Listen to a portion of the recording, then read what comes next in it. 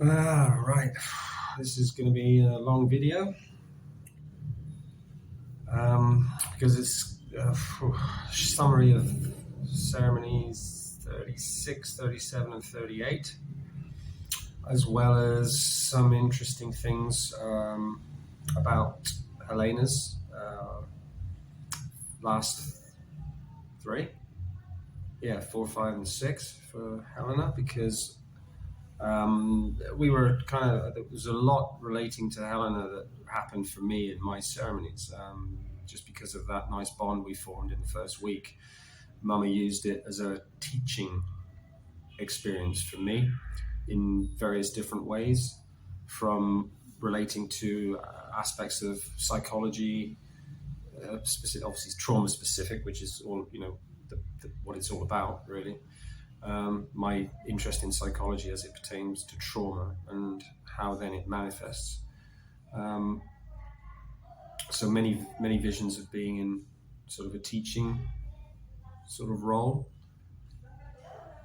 with Helena as the youngest student. Now it makes sense to me, actually, because of what happened at the end, but I'll mention that in a minute.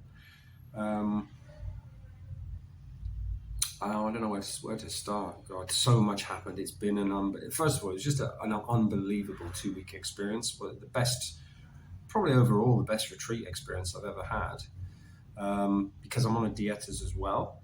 So the awareness of my level of training now is pretty tough, not unhandleable, else you wouldn't, you're given as much as you can handle. That's the way it works, whether you're a beginner or whether you're further into your journey, as your ability to withstand it. And that's measured and controlled by the shaman and Mama Ayahuasca. So I'm really pleased generally, because so much has just become positive at the end, with, again, more about my future role in conjunction with Light of Shipibo. A lot of things are in the pipeline at the moment, but I can talk about that at the end if it's not too long.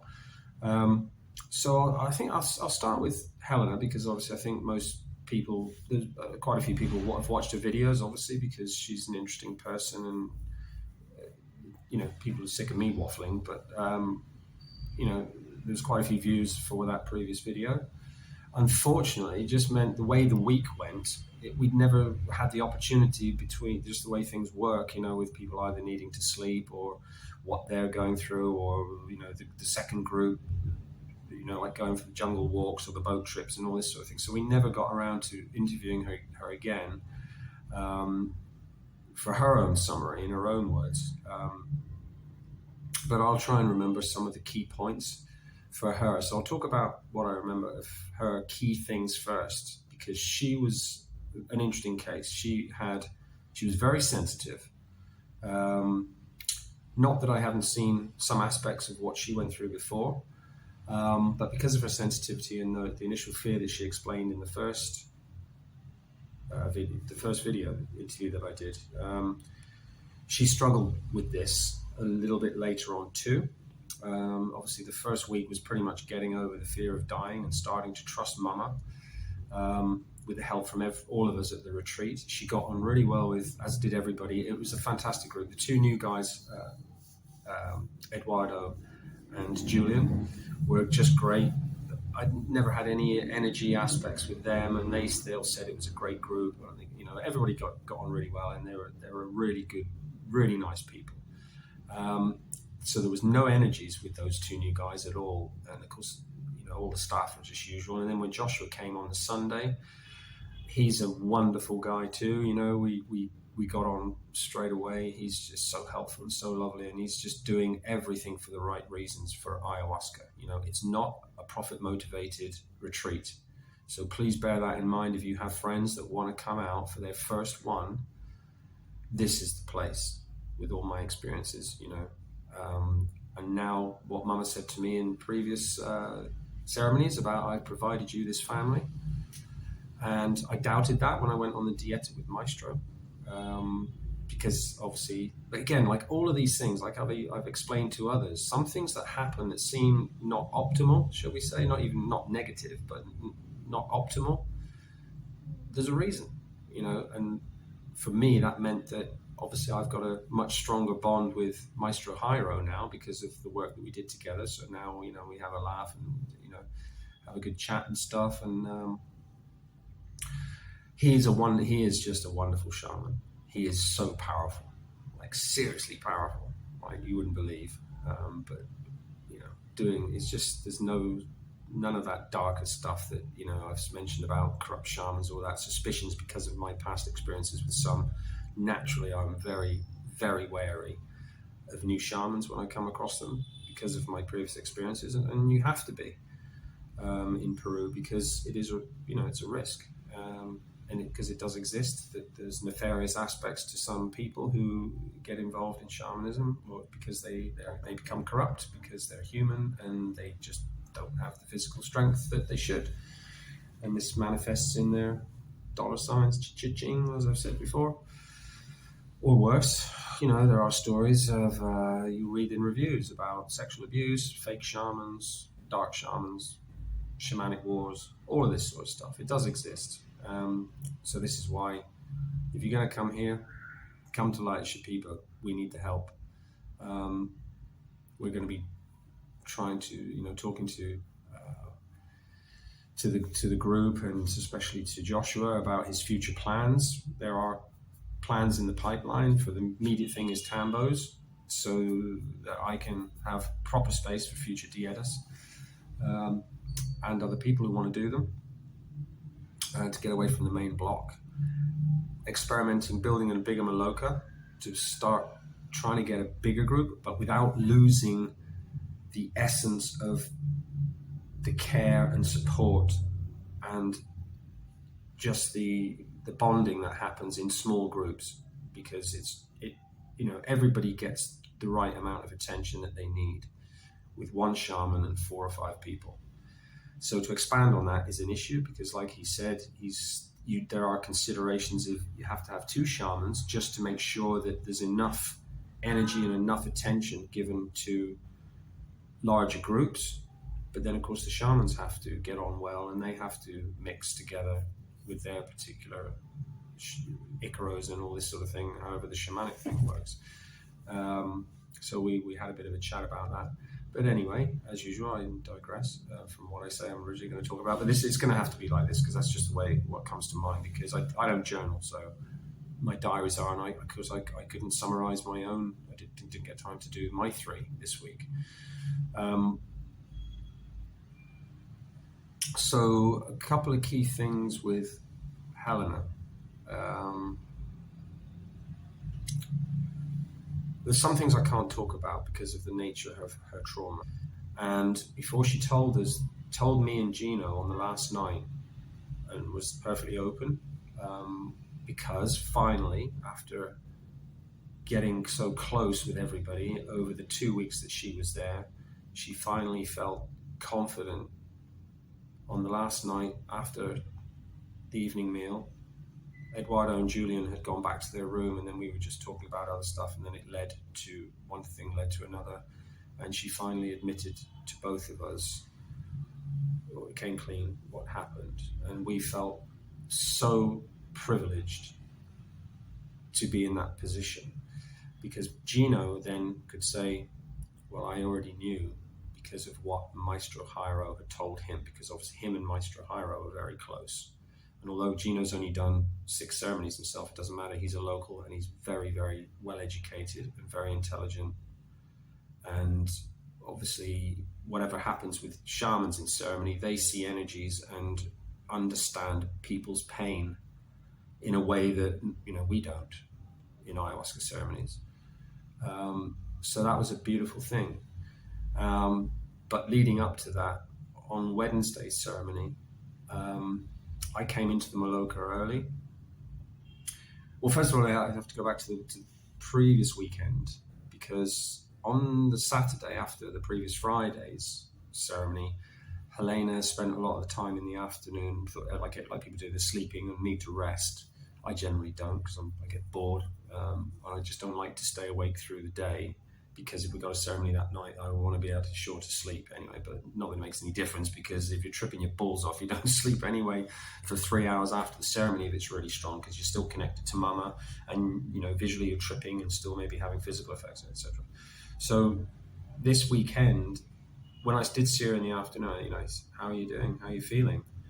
And she said, "Oh, I just had a few hours. I was just really kind of sad, and I felt." She'd explained that she had this physical pain in her throat, and I said, "It's interesting because I've come across this in sharing circles in previous ceremonies where a manifestation of cleansing brings out physical pain. If people aren't purging because they're blocking because of the way their trauma is working or the way the ayahuasca is working with them specifically, and they don't vomit, maybe don't have so much diarrhea because they're just stuck. Their trauma is locked. Their ego is still strong in the early days.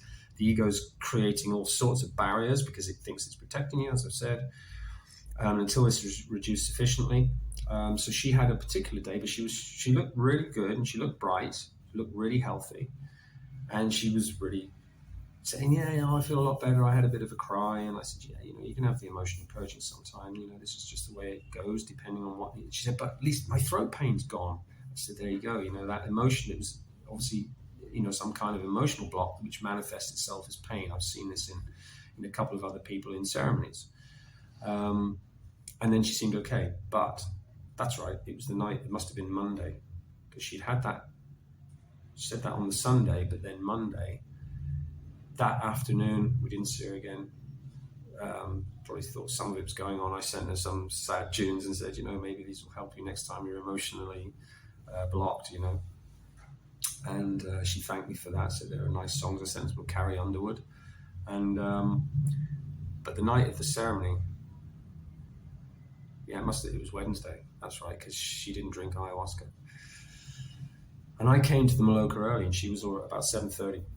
Before the 8 o'clock start, when Maestro will arrive, and she was already sitting on the bed, cross-legged, talking to Lady. Lady was at the end of the bed, and they were having a really quiet, close conversation. And then I realized that she'd been crying. I walked in, and she just looked at me, and I had this feeling like, what the fuck, as if she didn't want me anywhere near anybody anywhere near her right now.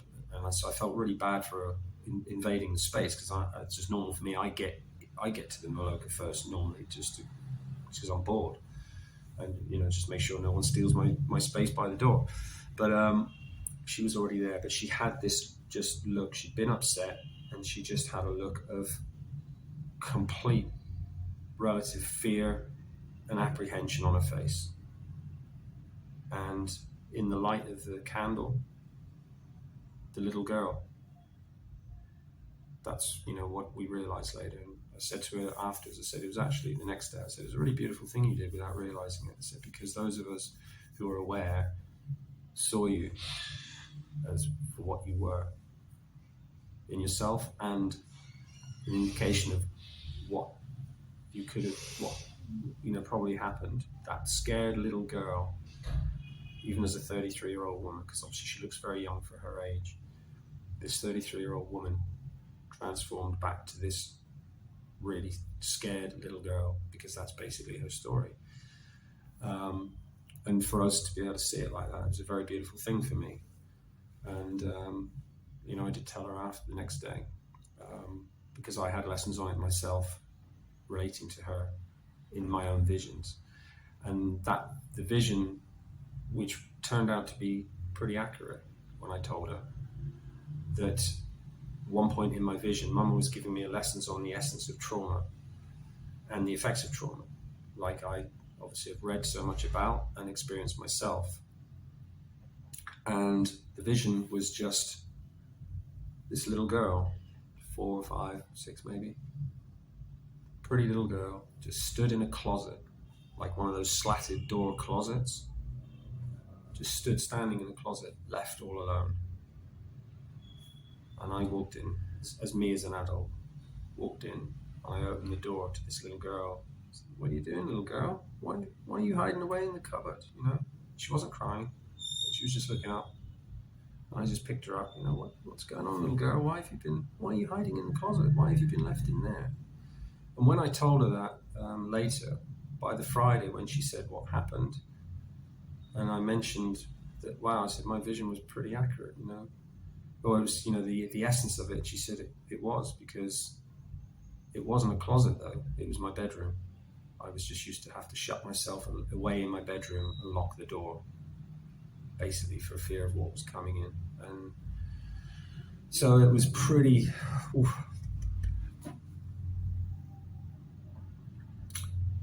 Yeah.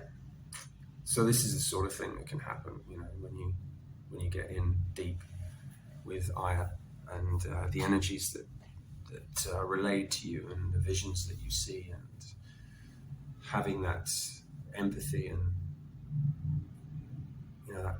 that beautiful resonance with people, where it works like that with people that you get on with and that you like and have a lot in common. And we're both very trait open, as was everybody in last week's group. Both the lads were very trait open too, and as well as all the staff. Obviously, they're very warm and caring. So Helena had a big impact on everybody for the 2 weeks that she was there. Because she couldn't hide it, and she's trait open. So it was just beautiful.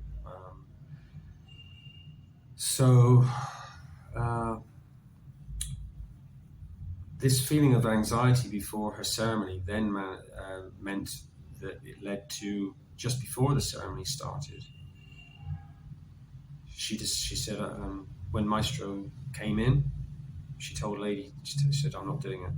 I'm not drinking ayahuasca. And of course I was a bit devastated. My initial reaction was one of just bad reaction, really, because it shouldn't have been like that. But again, I got a lesson on it myself in my own visions for my potential future, for being in this supportive role of helping new people who come to ayahuasca. Because I was thinking, come on, girl, you can, it's going to be great. I wanted her to do the first week, but also I'm aware that things happen because they happen under the control of ayahuasca overall. Mama ayahuasca's behind it all. It's like a simulation for me. The whole thing, even little things that are said in the days between ceremonies, they can be little things that are supposed to happen so that something can be learned from them. And although they can be unpleasant, Mara's arrows, Aurora's line, words pointing like arrows, wounds that cannot be seen, because they're the wounds of trauma. So words carry a lot of weight. If something's said wrong or incorrectly, and this is a real danger for facilitators. I heard a story that Ivan fell foul of this, when he was new. But that's a different story. But going back to Helena, she didn't do the ayahuasca, and so to make her feel better, although inside I was thinking, I'm sure she'd be able to handle it. Mama wouldn't be. She'd be gentle with her. I was thinking this, but of course for her benefit, I still said, you got to do whatever your intuition tells you. And she said, my intuition's telling me not to drink it. I said, that's what you got to do. And I said, but you'll still get cleaning anyway from the Icaros. And she did. She did feel things in her stomach just from the Icaros, because this is the power of the shaman. They can give you cleaning Icaros or protective Icaros. As you saw in my Dieta. Before, I didn't have ayahuasca on the Dieta when I was with Maestro at the other lodge to open me and close me. Icaros are used to energize the ayahuasca brew when it's being made. He told us a really interesting story about that on the jungle walk. But again, I don't want to digress too far because this is going to be a long video. But the upshot of it is, people who make ayahuasca on their own, without a shaman to do it, you're not pulling the shaman. The shaman's not guiding the energies and calling the energies, and especially in a place like the Amazon, they pull the energies, as Don Lawless said in his documentary videos. He said, it should be made specific each time. It shouldn't just come from a bottle. It's not optimal. But in the case of where people who aren't shamans make ayahuasca, Maestro Jairo told us a story of a friend of his who made it, and then got another shaman in who turned out to be a fake shaman. So with their brew that they made, balled it for 24 hours too, which my maestro only does 8 hours, 8 to 12 hours for his. Depends what he's doing it for, what he's putting into it, what he might know about the group already.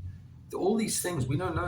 We don't know unless you're a shaman. You don't know these things. You only have to sort of guess and infer from your own experiences once you've accumulated enough. And so anyway, the upshot of it was she didn't do it, but she felt the ichros, and she was a lot better the next day, because then with a good night's rest as well, because the other main problem, how things hit Helena, was she didn't sleep at all. So after ceremony, she never even got any rest. She was awake right the way through till light, even if she got maybe an hour, but usually right through till 7. So it's a long period of time to be really strongly under the influence of ayahuasca and not drop off to sleep, to then at least have a bit of recuperation, wake up at maybe 8 for breakfast, and then go to breakfast. And then even if you're still feeling a bit hungover, it's been a strong one. So she really didn't rest, which again is all part of the process. I said to her, this is the other way that the exhaustion happens, that's required to break you down, to stop your brain function physically as well as mentally, so that this ego aspect can be broken down and taken out of the way, so that Mama Ayahuasca can get in and fix these trauma-related issues. And of course, if you're a really strong person and you're blocking it because your trauma's that bad, and you're still dealing with aspects of it, your ego's trying to protect you, and it, until this is removed, and it takes time, And she was always impatient. She's a gung-ho kind of character. She's always had to be fiercely independent. Like moving a table in her flat, really big, heavy table. I don't need a man. I'll manage on my own. And even to the point of like risking, doing herself back injury, because she's had to grow up at the age of 11 from her father dying to looking after her mother, and the effect that her father dying had on her family and her mother particularly. So at an early age, which I said in the last video. So that she's grown up very independent, but she's very positive and very capable. Very intelligent girl, and but didn't want to be reliant on anybody. And that's because that either happens to you, or you crumble. With trauma, it's going to beat you, as it did to me after 57 years. It finally got to the point where I was physically and mentally beaten, because you cannot sustain that amount of damage to continued physical and medical damage from cortisol and the continuous anxiety and fear that your body just self-generates for no apparent reason, and it gets worse and worse. So, you're either strong enough character to be able to get through that, or you're going to crumble. She's a strong character, so she's made it.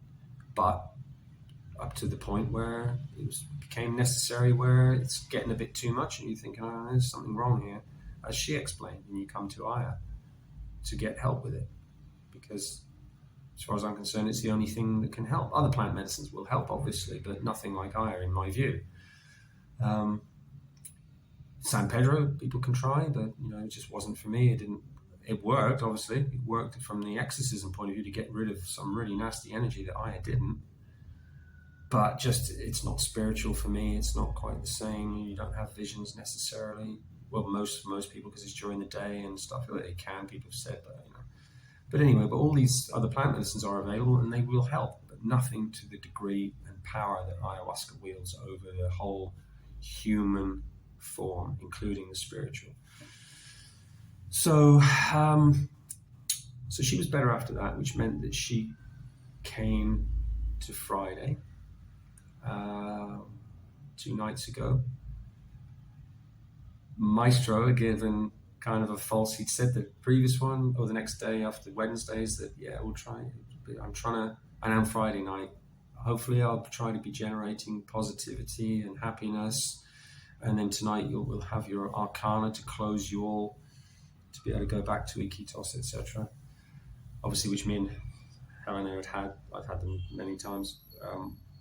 Helena had had the week before, but for the 2 new guys. So that was an interesting experience, but it turned out to be a really strong ceremony. In fact, it was an unbelievable ceremony for me. It was like ceremony 34, but not in the same way of seeing Mama. This time, I always, as you know, I always am connected very, very heavily with Mama in a conversational way, if nothing else. But I had some incredible experiences, some difficult, pretty fucking difficult, but no longer the physical side so much. I've been cleaned enough now that I don't get the anxiety and I don't get the fear. And if I do get shown like almost the test of visions to give you a fright, see something dark or nasty, you know what it is because you've got the experience, which is, again, it's all part of training. So just to finish off with Helena, ceremony 6 for Helena was fine. Went really well. She slept all night in the Maloka, though still didn't sleep too well. But again, felt fine the next day, and a little bit sad in the morning, like many people can be. It's always sad to leave a retreat when it's been such a familial affair for everybody, and everybody bonds really well. And so it was a bit of a subdued boat ride back. People thinking about leaving and then where they're going next. But yeah, she's keen. I think everybody knows that she will come back when she's ready. When ayahuasca calls her back, whatever happens in her life, she'll be called back to come and continue, maybe 6 months or whenever it is. So, we've had some nice texts between us about that, and hope that she comes back to our little temple in the jungle. I'm sure she will, and hopefully bring more people with her. And hopefully that video that I did of Helena is a really nice one. And also, obviously, we've all done videos for Light of Shipibo for Ivan, which he's put. I haven't seen yet, actually. I'll have to text him later if I get the Wi-Fi back today, which has been stolen again, to get the link, which I'll put up for in the description if I get it, so that you can see the reviews of going back to me and Chrissy and Bettina in the previous one a month ago, doing our reviews. So they had these guys, so Ivan's got those. The other ones are up already. So generally, yeah, it just came out really brilliantly for everybody. And then finally for me, there's I've had just some wonderful things, but I'm getting less and less sort of bothered about talking about them in ceremony unless they're really special. And the last ceremony was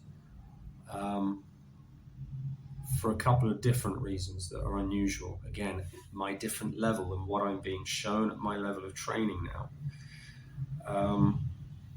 For basically what I also know now is the guys at the retreat are now thinking about, Joshua mentioned about future facilitation roles. Maybe he has plans for Ivan, or when Ivan needs a break, with me being there. This is all speculation, but it was mentioned. And then Gino and Maestro talking in terms about my training towards being a healer. Obviously not a shaman, I'm too old, 10 years to be a shaman. But it doesn't matter, the path is just open. So when we build more tambos, which I've offered help with for Joshua towards building, because I said, I've got nothing else, and that's all I want to do. If I can help in any way, just ask me. So hopefully they'll be thinking about that behind the scenes. But he said we really need to get another couple of tambos built away from the main block, because he snores too, and he's on really strict IR. He's on a sort of same level of training. He had a massive, the full cup, like Friday, bang, and he was fine at the end. He vomited like fuck though, because of his previous cancer and stuff, which is a couple of years ago. He's just continued doing plant medicines, really, really rigorous diet of just fruit juice, coconut water, no food, lots of sunlight, sunbathing, and he's still doing his IT management job remotely, because he got Starlink put in so he can work remotely. He is as a tech manager now, so he's got 6 people under him, so he's got a lot on his plate, as well as running the retreat, trying to expand the retreat, with all of the profits going back into the retreat. Nothing is taken except to pay the staff. There's no profit for him, because obviously, his own earnings are basically driving this project, because it's a project for Mama Ayahuasca, which is what I always wanted to get involved with right from the start.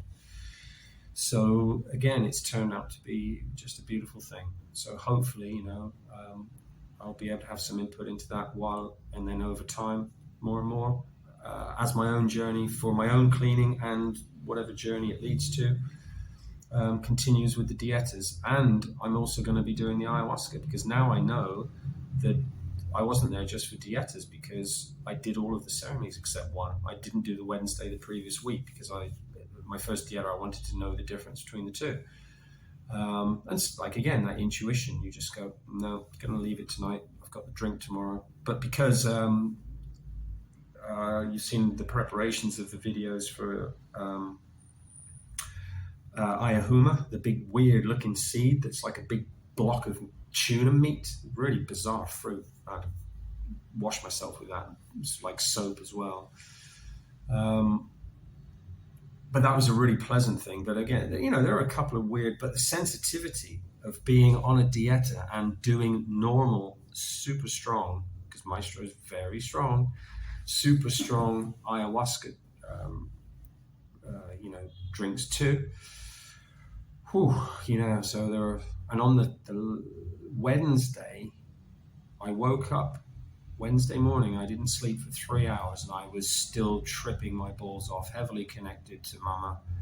And even when I got up in the morning, I woke up after a couple of hours, and I was still feeling connected. And that's never happened before. I was talking to Mama myself, like I was talking to her, but obviously I didn't get the reply. I just got your intuition kind of reply. Obviously not like you do when you're full on in ayahuasca ceremony, or the 3 hours afterwards while the medicine's wearing off, before you can finally get some sleep. So that was a totally new experience. And then another wacky experience was, this is all getting to be more like spiritual experiences for me now, spiritual energy experiences in ayahuasca. It's not physical so much anymore, although obviously I always vomit afterwards, because there's always residue, deep wounds from the trauma that sit in your stomach, but never enough.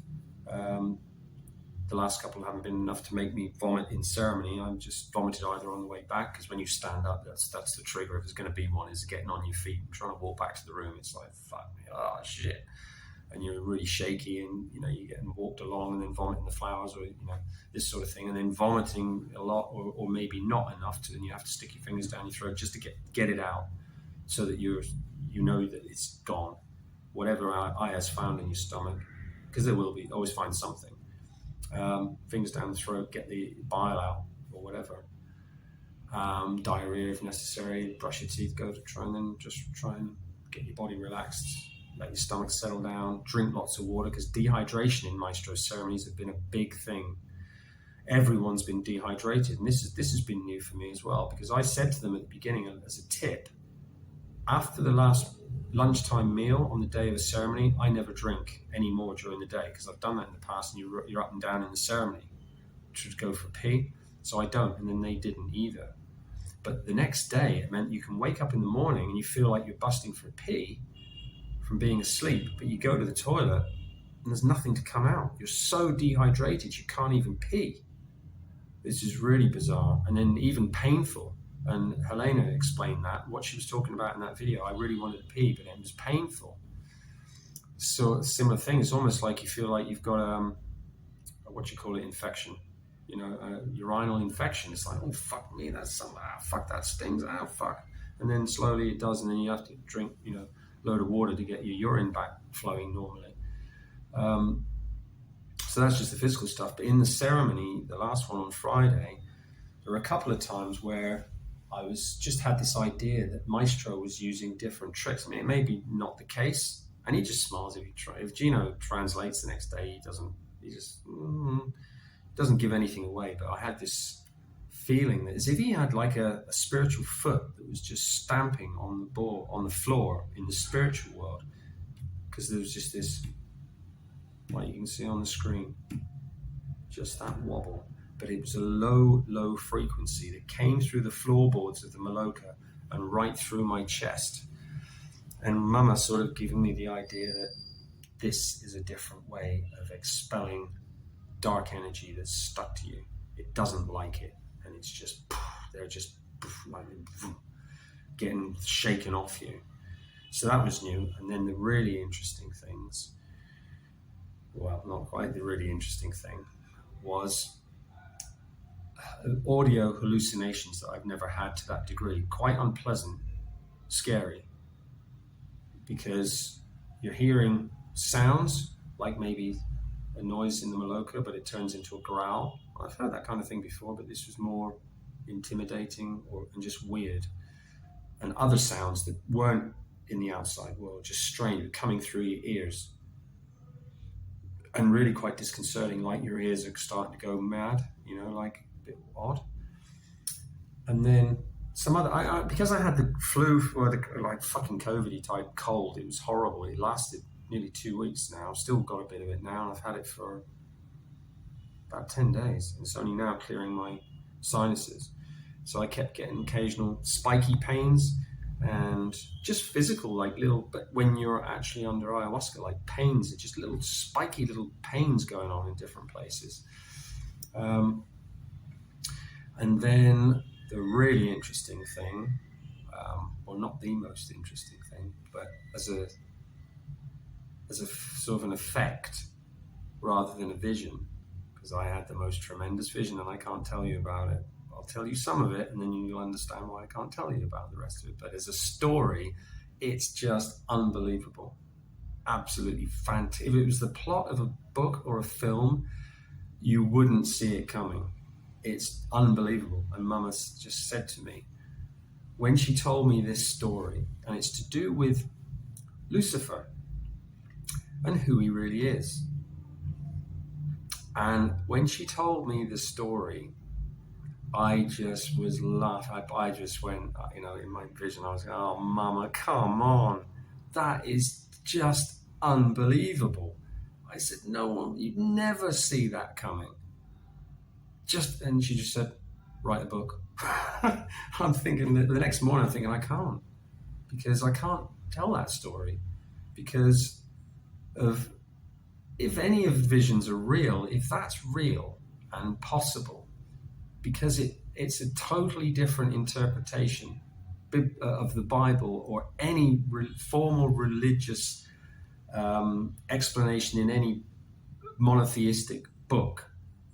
And it's just unbelievable. So suffice to say, I did meet Lucifer again, which is my third time. But that's all I'm going to say on it, because I'm only going to tell a couple of friends.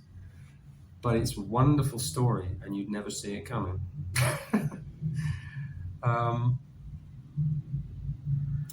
So if, like me, you've done a lot of, say, deep conspiracy rabbit hole stuff in your past, because obviously, Mama, I think she filters people kind of on this basis. And then if you're brought to ayahuasca, you are working for her. You have a role. And I don't want to give this plot away, because if you believe, as I do, that there's a control mechanism that's masonically based, it's basically a death cult that believes in just total tyranny, oppression, and then basically going toward a one world government and one world religion, which is the chaos they're trying to produce everywhere to cause friction amongst everybody. It's all going on the planet, all the shit that's happening. Depending what you watch, and there are only YouTube documentaries or videos, or whatever you read about dark masonry, that kind of stuff. This belief in crowning Lucifer as king of the world in their dark brethren belief system, this cultish death cult belief system. So major insight into this with just something that was so unbelievable that I was laughing. because of the potential. The plot twist was fantastic. So anyway, before that, was it before or after? I think I can't remember now. It might have been after that was revealed to me. But anyway, before that, out of the blue, well, it must have been quite late on the ceremony. That's right. Just out of the blue, I'm just aware of Maestro. I'm thinking, oh, we're probably getting towards the end of this. And it was been pretty tough on a spiritual energy level, but without fear kind of thing. But energy is just weird feelings and weird, just being able to feel and being aware of different levels of energy in ceremony. And then out of the blue, Mama just said, so you've got a lot of interest in what the shamans actually go through as their part of their training, don't you? As if she, as if I had to say yes. And without saying any more, I had a vision of Maestro as he was at that moment with his sonahas, singing his Icaros, but then he's sort of dealing with the rest of the group in my vision, as if I was sort of more upright, actually sitting up and just watching him in real life, but it was in my vision. So Maestro, and then he's doing this as if he's just singing the Icaros to just the others, for all of us, but just facing toward the rest of them for a minute. And then he just looks at me with a smile, as if to say, have some of this. And for a really brief moment, I got this, like an insight into shamanic level training, like lowest level, but it just, the intensity of the experience went from normal, strong as possible ayahuasca experience in whatever form to 10 times, just for an instant. It's like, and something dark and nasty thrown at you. Like, fuck, what the fuck is that? But without the physical fear, because at this particular point, I'm beyond it. Not to say that I'm never, because you don't know what ayahuasca can do. You always know that pretty much she can do anything that she wants. As far as controlling your body, or what she can manifest in your visions, that is part of controlling your whole physical, mental, emotional, and spiritual perception, that they can do anything they want. Hence the old, what I heard long ago, that shamans are capable of taking someone's life if they remove enough spiritual energy from somebody. And if you know that, and you've had these kind of energy level experiences, you don't doubt it at all. Because then it went on to a different experience that was all part of this insight into shamanic level stuff, that if you were training, what you might have to experience and endure. But obviously for me, very, very brief periods of time, whether that's because it could actually cause irreparable physical, not that she would, of course she wouldn't, but just giving you the idea that untrained people, what they could experience, like maybe with hallucinogenics, and because what happened was that, first of all, these audio hallucinations that ended up completely scrambled, and then an awareness in the vision that all of your senses have now been completely scrambled. So whatever your neural network is that normally connects, your eyesight to your visual cortex, so that you see your perception, or your normal vision inside your brain, sound, touch, all of the senses, just scrambled to such a degree, nothing's connected to anything. Horrible, absolutely horrible, but for a really brief moment, like you've just been completely scrambled. Really fucking nasty stuff. But obviously, overall, you still know, because I love and trust Mama Ayahuasca absolutely, completely. So you're always aware that, it doesn't matter what you experience in the ceremony, you're going to be fine. But for that instant, whoa, fuck, man, what the fuck was that? And then she's just, when it stopped, she just said, now do you understand what could happen and why people who are of the wrong constitution, maybe they have a mental health issue to start, who end up messing with hallucinogenics or ayahuasca or any of the plant medicines unsupervised that they shouldn't be doing, and certainly unsupervised, why you hear these stories of people becoming completely insane and they never come back. You've just had a taste of what that feels like, of what can cause it. I'm like, wow, fucking Jesus, what the fuck? So it was a fascinating ceremony, absolutely. And then to end, we all sat up, Joshua sat up, and we were talking about, because I thought it was Julian vomited like fuck, but it wasn't. It was Joshua. And we were talking the next day. It was funny because he came over. I was sitting outside my room talking to Julian at first, and then Julian started talking to him, and they had a really long conversation. And then I was in this space of feeling drained but spaced out still, and I've never had that before. Like connected, spaced out, still connected heavily to the ether, the spiritual ether kind of thing. And I'd done a line of rapé just before I came out the door, and then it magnified it, and I was like, oh fuck. And I've going super sensitive, like you can on a Dieta, but much more so, with almost conversational level attachment to Mama, but not quite. But when I was talking to her in my head as if I was still there, and only getting the kind of not the voice back, but the intuition feeling back of the answer. So, and that lasted for about an hour after getting up, maybe more. Because I don't think I'd gone down. Had I gone to breakfast? I can't remember now whether I'd been to breakfast, and then it happened after. I can't remember.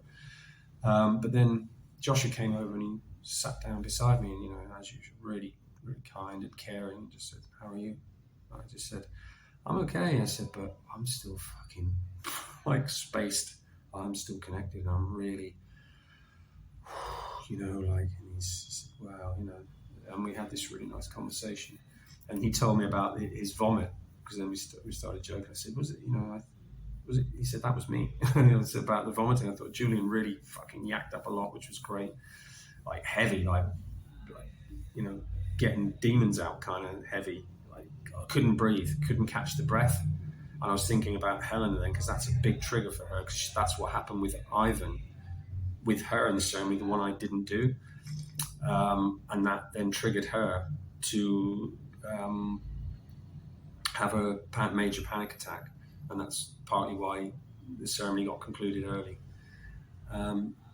But it was actually Joshua that vomited that much, because he just had such a massive cup. It's like, wow, he's fucking Superman in that respect. I mean, I can do it, but oh fuck, I'd probably really go through it. And sometimes it's just depending on how you feel before the ceremony. Because I do work a lot on my own ceremony now. Before I kind of make my own decision how far I want to go. I don't just do what's given. I do what especially because I'm on a Dieta as well, and I'm just trying to gauge what's going on. And of course, we had to leave the next morning too, so I didn't want a super strong one, so I only had a sip of the second cup. But with everybody talking the next day, that ceremony, the first cup, apart from Joshua, it didn't affect anybody very strongly. Helena only had a little bit. The other two guys did a second cup. Really pleased for them. Fucking nice one, boys. Good one for going full on to make the most of your week, because they're only there for 3 days, for 3 ceremonies. And so I only had a sip, but it didn't make any difference, man. I was fucking power. Because again, this is the power of the shaman.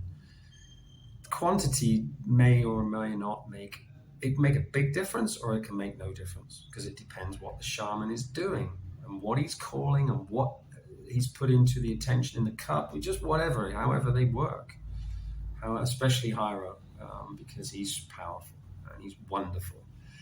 But yeah, he can be tough. When it comes to cleaning, give you a good clean, that's for sure.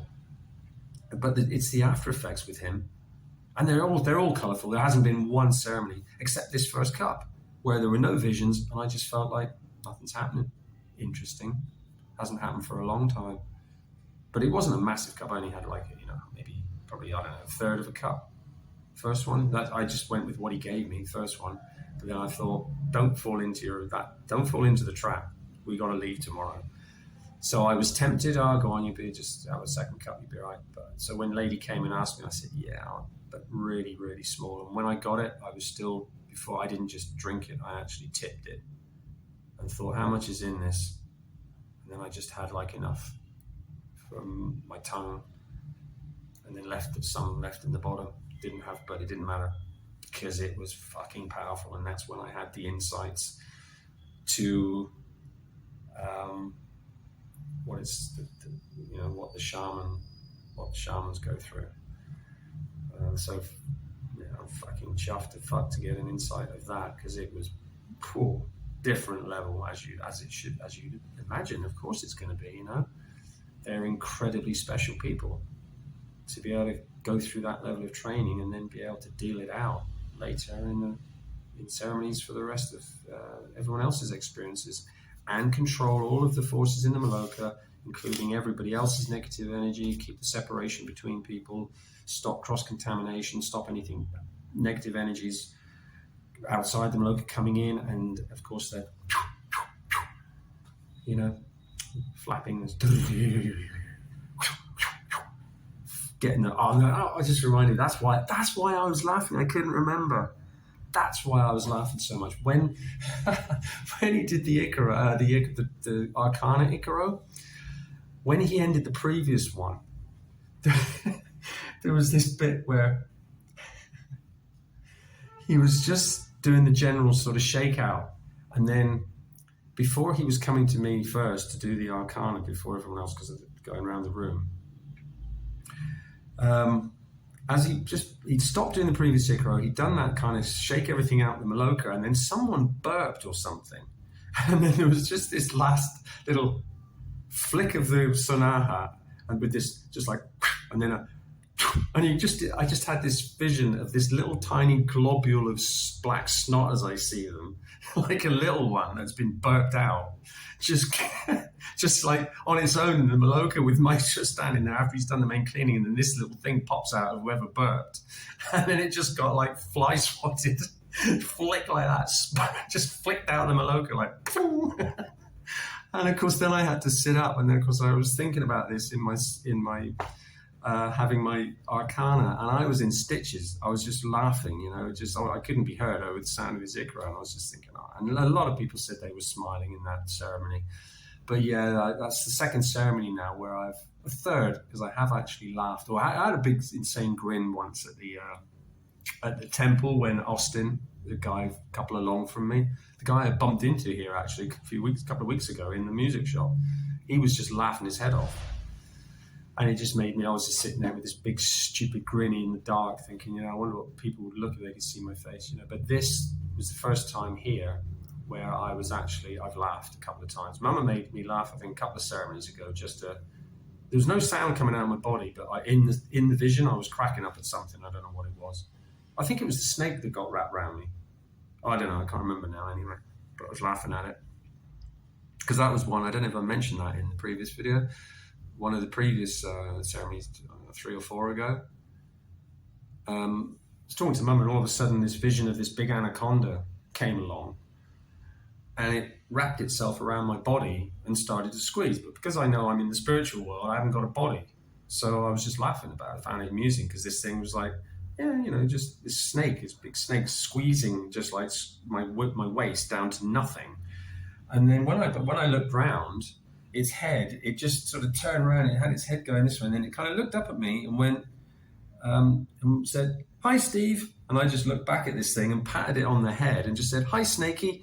and then it just went away. It's like, this is a sort of shit where it's getting, when you have this now without the elements of fear and anxiety that are triggered in your body because so much of it has been removed, this is where it starts to become fun, and the light side, and the jokes with Mama, and the beautiful colors, and the fractal things, and sometimes being able to see Dr. Cito's little flappy, colorful fractal things that go in and out of your body, and all of this sort of stuff.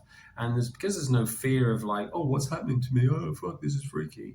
Because you're past it, because you've got Mama there all the time. And then some of the visions can be not the colourful things. Like Julian had, I said, how was Friday's ceremony for Julian? We're talking the next day,